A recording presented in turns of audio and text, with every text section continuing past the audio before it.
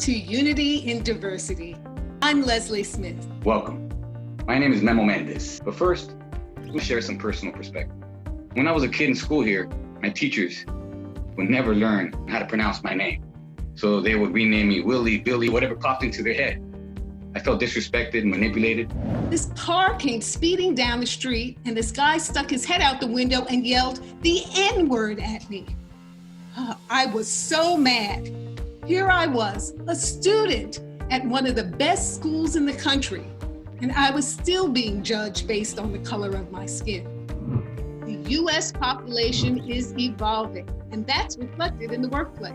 What we want to do here today is talk about the benefits of diversity in the workplace, obstacles to accepting it, and how we can support and encourage it.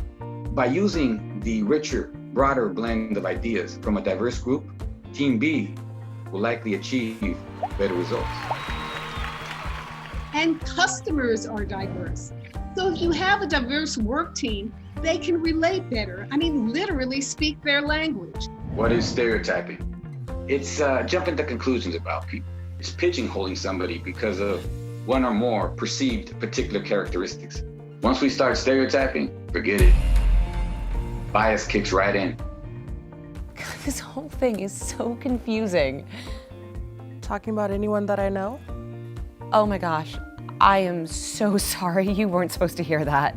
But Leslie, those comments that you made were highly inappropriate, especially given the fact that they were in public work setting. And when the supervisor does performance evaluations or makes decisions about career advancement, it needs to be done without bias or discrimination on the basis of race, disability, or gender identity within the group. This ain't got nothing to do with you. This is a conversation between men.